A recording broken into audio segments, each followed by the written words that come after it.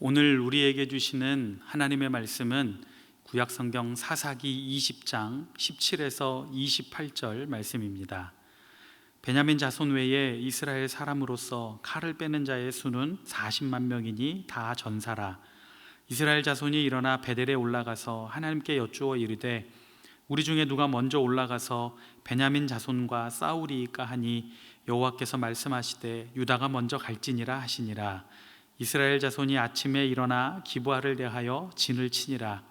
이스라엘 사람이 나가 베냐민과 싸우려고 전열을 갖추고 기브아에서 그들과 싸우고자 하매 베냐민 자손이 기브아에서 나와서 당일에 이스라엘 사람 2만 2천 명을 땅에 엎드러뜨렸으나 이스라엘 사람들이 스스로 용기를 내어 첫날 전열을 갖추었던 곳에서 다시 전열을 갖추니라.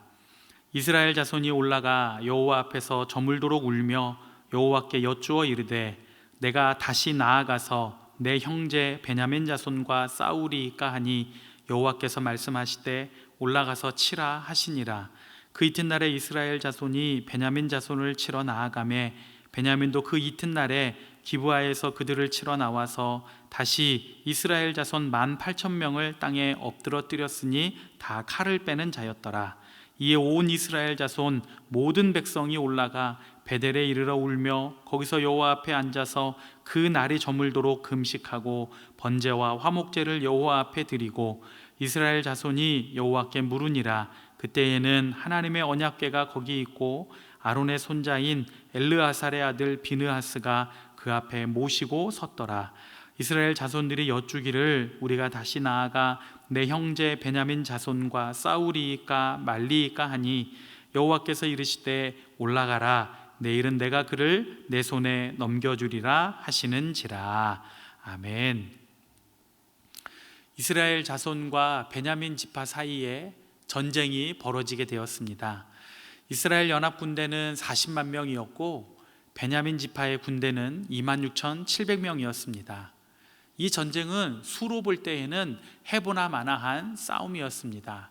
그러나 우리나라 속담에도 돌다리도 두드려보라는 말이 있는 것처럼 이스라엘 자손들은 싸움을 시작하기 전에 신앙의 성지인 베델에 올라가서 하나님께 여쭙니다. 이러한 모습은 참으로 중요하면서 옳은 모습입니다. 이스라엘 자손들은 사실 처음부터 이렇게 했어야만 합니다. 만약 저들이 자기 소견에 옳은 대로 하지 않고 하나님을 왕으로 섬기면서 하나님께 여쭙고 인도하심을 따라서 살아왔다면 지난날 겪어야 했던 무수한 고난과 억압을 아예 겪지 않거나 최소한의 수준으로 겪었을 것입니다. 하나님의 뜻을 구하고 인도하심을 구하고 받는 사람은 그렇지 않은 사람과 출발부터 다릅니다. 왜냐하면 사람이 마음으로 자기의 길을 계획할지라도 그 걸음을 인도하시는 분은 여호와이시기 때문입니다. 하나님이 허락하시면 안 될 것 같은 일도 되지만 하나님이 허락하지 않으시면 당연히 될 일도 안 되기 때문입니다. 그러므로 여러분에게 중요한 일이 있다면 반드시 하나님께 나와 하나님의 인도하심을 구하고 받으시기를 바랍니다. 내가 생각할 때에는 지금이 가장 좋은 때인 것 같으나 하나님의 인도를 받으면 느린 것 같아도 가장 정확한 때가 임할 것임을 우리는 믿어야 합니다. 특히 내가 어느 정도 실력과 경험을 가진 일일수록 더더욱 그렇습니다.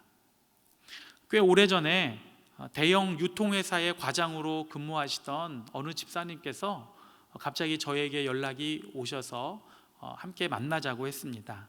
식사를 마치면서 이 집사님이 당시 자신의 고민을 이야기하셨습니다. 그때에 새로운 사업을 준비하고 있던 시절인데 상무님이 자기를 놔주지 않는다고, 또 상무님이 지금 내 말을 듣지 않고 마음대로 회사를 그만두고 창업을 하면 내가 아예 이 계통에서 발도 못 붙이게 하겠다고 이렇게 얘기를 하시면서 어떻게 해야 하느냐 이렇게 저에게 물었습니다. 사업의 경험이 없는 제가 이 집사님에게 도대체 어떻게 대답을 해야겠습니까? 그 짧은 시간 동안 하나님 무엇이라고 대답을 하면 좋을까요? 할 때 하나님께서 저의 머릿속에 이런 대답을 떠올리게 하셨습니다. 집사님, 우리가 생각하기에는 지금이 적기일 수 있지만 하나님이 보실 때에는 아닐 수 있습니다. 그리고 기도라는 것은 내가 생각하기에는 이 정도 하면 되지 않을까 싶은 것보다 조금만 더 하면 좋습니다. 조급해하지 마시고 조금 더 기도하시면 어떨까요? 그 집사님은 당장 창업하려던 계획을 잠시 미루고 또 그 후 시간이 흘러서 상무님과의 문제가 잘 해결이 되면서 유통회사를 창업할 수 있게 되었고, 오히려 앞길을 막으려던 상무님이 그 유통회사에 이 집사님이 다루는 품목을 납품할 수 있도록 그렇게 길을 열어주셨습니다. 이 모든 것이 하나님께서 인도하시는 순리를 따른 결과입니다. 하나님께서 사랑하는 여러분, 저는 여러분들도 주 안에서 출발부터 다른 삶의 길을 축복합니다. 오늘 18절에서 이스라엘 자손들이 하나님께 묻습니다.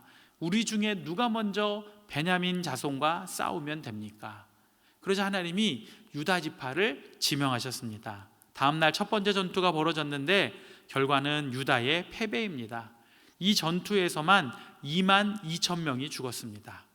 하나님의 허락, 또 나가 싸울 지파까지 지명을 다 받았는데 왜 유다 지파가 패배했을까요? 그 이유는 저들이 하나님께 질문한 그 내용부터 잘못되었기 때문입니다.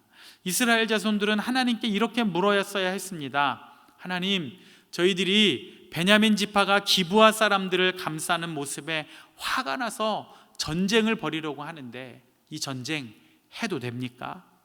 바로 하나님의 허락을 받았어야 합니다. 그런데 이스라엘 자손들은 이미 다 결정해 놓고서 하나님이 자신들의 결정에 동의해 주시기를 바라고 있었습니다. 일을 진행하는 순서가 잘못된 것입니다. 또 하나님께서는 유다 지파에게 가서 싸우라고만 하셨지 승리의 약속을 해주신 적이 없습니다. 지금 저들은 자만에 빠져서 하나님보다 앞서서 일을 하고 있고 하나님께서 하신 말씀의 뜻을 제대로 이해하지 못하고 있습니다.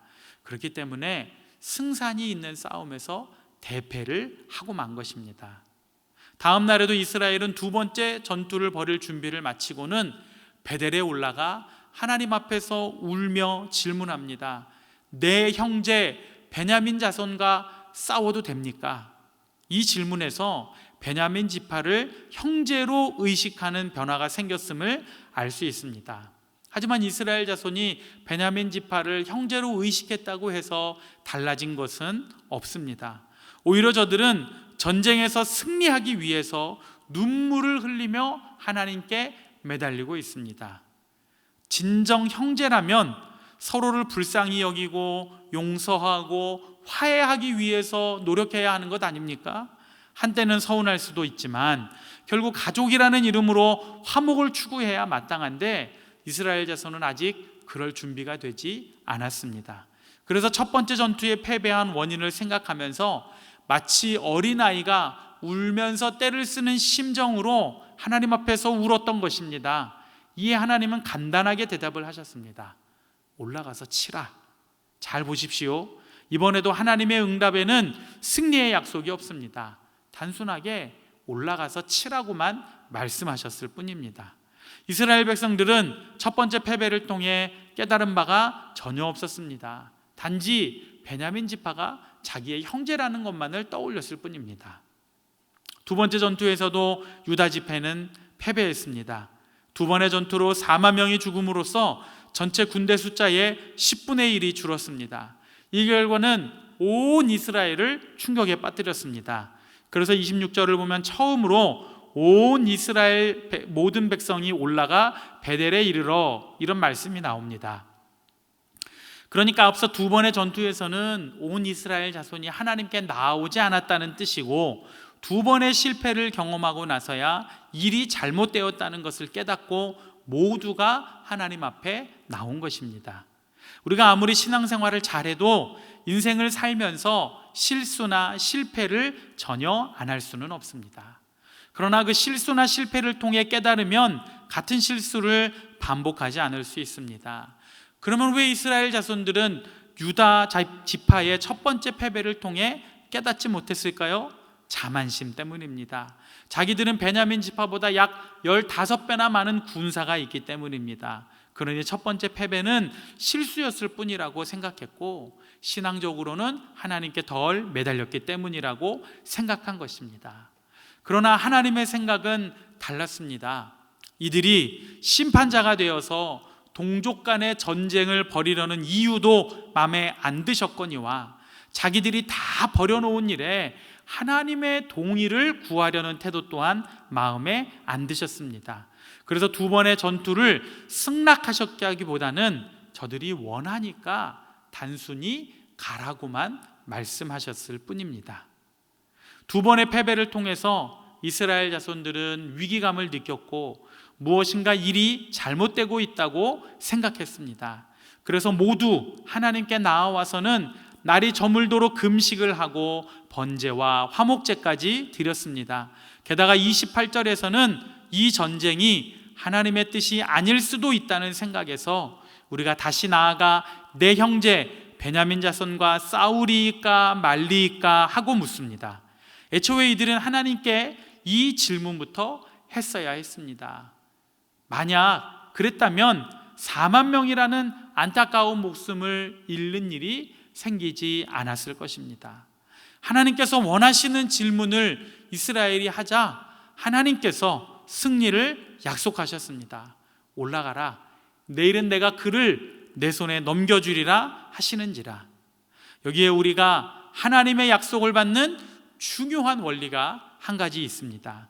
그것은 어떤 일을 준비하고 계획하는 단계에서부터 하나님의 뜻이 맞는지 아닌지를 물어보는 것입니다.